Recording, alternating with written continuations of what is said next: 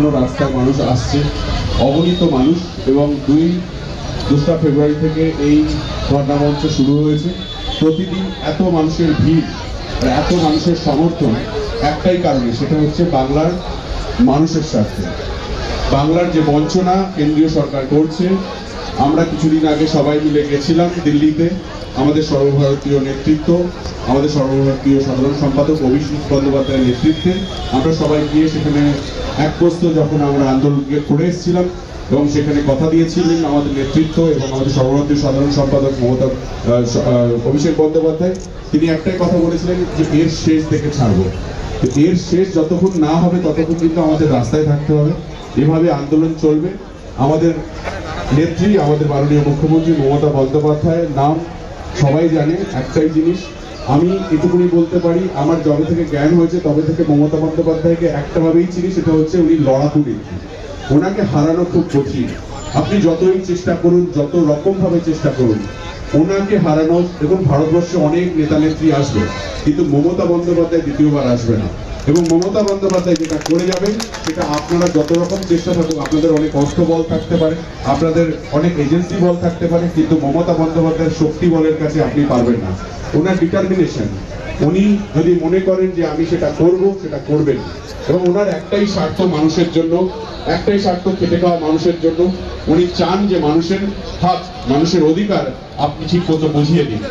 আজকে 100 দিনের কাজের টাকা আপনারা দিচ্ছেন না কেন্দ্র সরকার, রাস্তার টাকা আপনারা দিচ্ছেন না, আবাস যোজনার টাকা আপনারা কেন্দ্র সরকার দিচ্ছেন না, আপনারা ভয় দেখাচ্ছেন। আপনাদের কারণ একটাই, 2021 সালে যেভাবে আপনারা পরাজিত হয়েছেন এখানে, সেই মুখ লোকাতে, সেই রাগ ঢাকতেই আপনারা এই ধরনের একটা সবসময় আমাদের বাংলার প্রতি একটা বঞ্চনা করে যাচ্ছেন। কিন্তু সেটা হতে দেওয়া যাবে না। এবং 2024-এর যে ইলেকশন, সেখানে আপনারা আরো ভালো করে বুঝতে পারবেন যে 19-এর ইলেকশনের যে রেজাল্ট, সেই রেজাল্টের হাতও আপনারা পৌঁছাতে পারবেন না। তার পেছনের কারণগুলো কিন্তু আপনারাই।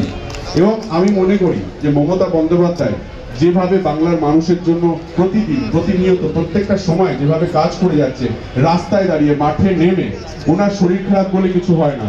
উনি প্রত্যেকটা সময়, আমি যখনই ফোন করছি বা যখনই ফোন খুলছি, তখনই দেখছি উনি এখন উত্তরবঙ্গে, কখনো কুচবিহারে, তো কখনো রায়গঞ্জে, কখনো মালদায়, কখনো মুর্শিদাবাদে, কখনো উত্তর 24 পরগনা, কখনো নদিয়া, কখনো হাওড়ায়, কখনো মেদিনীপুরে। সারাক্ষণ উনি ঘুরে বেড়াচ্ছেন। কেন? সেটা হচ্ছে মানুষের জন্য, যাতে মানুষের অধিকার আমরা ঠিক করে বুঝিয়ে দিতে পারি। আমি একটা ছোট্ট গল্প বলছি, খুব বেশি বলবো না, কারণ এখানে অনেক নেতৃত্বরা রয়েছে, তারা অনেক গুছিয়ে ভালো করে বলতে পারবেন। একটা গল্প বলছি। আমি রিসেন্টলি এর মধ্যে নর্থ বেঙ্গলে গেছিলাম একটা কাজের কারণের জন্য। সেখানে গিয়ে কিছু মানুষ, সাধারণ মানুষ, গরিব মানুষ আমাদের কাছে এসে বলছে যে আমার বাড়িটা না অর্ধেক হয়েছে, এর পরের টাকাটা আমি কি করে পাবো? সামনে তো বর্ষা চলে আসবে, জুন জুলাই মাসে, তার মানে কি আমার বাড়িটা হবে না? তাহলে এই লোকটা কেন দেখানো হলো? আমার বক্তব্য সেন্ট্রাল গভর্নমেন্টকে, বিজেপি সরকারকে এটাই আমার বক্তব্য যে এই মানুষগুলো কি অন্যায় করেছে। যদি লড়াই করা থাকে, রাগ থাকে, সেটা তৃণমূলের উপর লড়াই করুন, লড়াই করুন আমাদের সঙ্গে, লড়াই করুন মমতা বন্দ্যোপাধ্যায়ের সঙ্গে, কিন্তু বাংলার মানুষের সঙ্গে কেন লড়াই করছেন? কেন বাংলার মানুষকে আপনি বঞ্চনা করছেন? আমি দেখতে পেরেছি আমাদের পঞ্চায়েত ইলেকশনের আগে 12,000 কিলোমিটার রাস্তা তৈরি হয়েছে। আপনি যেখানে যান, আমাদের সম্পর্কে তো বাংলা সম্পর্কে কুৎসা সারাক্ষণ ধরে সবাই করে যাচ্ছে, বিজেপি থেকে আরম্ভ করে কংগ্রেস, সিপিএম সবাই। কিন্তু একটা জিনিস বলতে পারেন এখানে এসে, আমি একজন সিপিএম এর মুখ থেকে, একজন বিজেপির মুখ থেকে এখানে বলতে শুনেছি, ওদের মধ্যে কথা বলছে, আহা রাস্তা দিয়ে চলে কিন্তু আরাম, এত কম সময়ে একটা জায়গায় পৌঁছে যায়, এবং এত সুন্দর অলি গলি রাস্তাঘাট সব জায়গা কিন্তু সুন্দর করেছে। এটার পেছনে কারণ কিন্তু মমতা বন্দ্যোপাধ্যায়ের স্বপ্ন এবং ওনার দূরদৃষ্টি।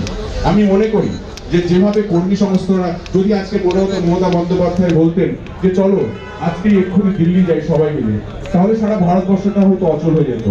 কিন্তু উনি সেটা করেননি। সাধারণ মানুষের কথা ভেবে উনি একটা জায়গা ঠিক করে দিয়েছেন এবং একটা সময় ধরে, একটা স্লট ধরে এই আন্দোলনকে এগিয়ে নিয়ে যাওয়ার কথা বলেছে।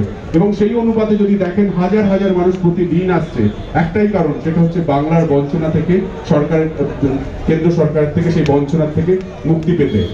আমি মনে করি যে 2024 সাল আসছে, 2024 সালে কিন্তু একটু বড় লড়াই হবে। এই লড়াইটা গণতন্ত্রের লড়াই। এখানে কিন্তু সিপিএম, কংগ্রেস বা বিজেপির লড়াই নয়, এই লড়াইটা গণতন্ত্রের লড়াই। এই গণতন্ত্রটা হচ্ছে আপনি কি কথা বলবেন, আপনি কি খাবেন, আপনি কি পড়বেন, আপনি কি শুনবেন, এটা কিন্তু আপনাকে ঠিক করে দেবে 2024-এর পরে।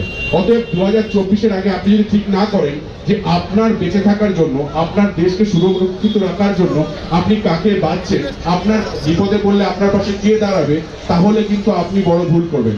আমি বিশ্বাস কর্মীদের, আমাদের আগের নেতৃত্বরা একটাই কথা বলছিল, কৃষ্ণাদি এবং সুজিতদা বলছিলেন যে আমাদের কর্মীদের একটাই কাজ, কাজের মধ্যে দিয়ে মানুষের মন জয় করা, অহংকারের মধ্যে দিয়ে নয়।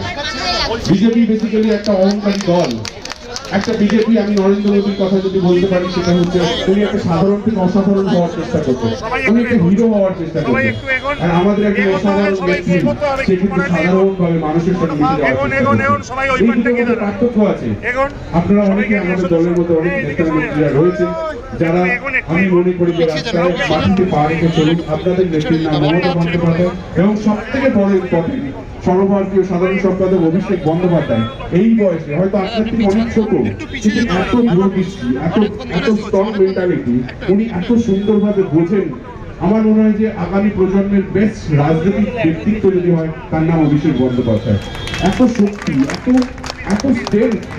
আমি রাজনৈতিকভাবে হয়তো কথাগুলো বলতে পারছি না, আমি বুঝিয়ে, কিন্তু আমি যখন ফলো করি আমি ইমপ্রেস যে আমার থেকে একটি ছোট ছেলে সে রাজনীতিটা এত সুন্দর করে এবং মানুষের জন্য করে, গণতন্ত্রের জন্য করে এবং সবাইকে রক্ষার জন্য করে। আমি মনে করি আপনারা আরো শক্তিশালী হন এবং মমতা বন্দ্যোপাধ্যায়কে শক্তিশালী করুন, দলকে শক্তিশালী করুন, মানুষের পাশে থাকুন, বাংলাকে সুন্দর করুন। এবং শুধু বাংলা নয়, দেশের দায়িত্ব, দেশের ভার আপনাদের সবার হাতে রয়েছে। আমরা সবাই ঐক্যবদ্ধ হয়ে আমরা মমতা বন্দ্যোপাধ্যায়ের পাশে ছিলাম, পাশে থাকবো। অতএব আমরা চাই মমতা বন্দ্যোপাধ্যায় ভালো থাকুক, সুস্থ থাকুক, তার সঙ্গে সঙ্গে আমরাও ভালো থাকি, সুস্থ থাকি এবং আমরা এই লড়াই চালিয়ে যাই। মমতা বন্দ্যোপাধ্যায় জিন্দাবাদ, অভিষেক বন্দ্যোপাধ্যায় জিন্দাবাদ, তৃণমূল কংগ্রেস জিন্দাবাদ। ডিজিটাল ক্লাসরুমে অডিও ভিজুয়াল পদ্ধতিতে খেলাধুলা, গল্প, কবিতা, নাচ, গানের মাধ্যমে আপনার শিশুর মনের সকল বিকাশ ঘটাতে Naihati mothers lab co education English medium school 7/B Bijoynagar, Naihati.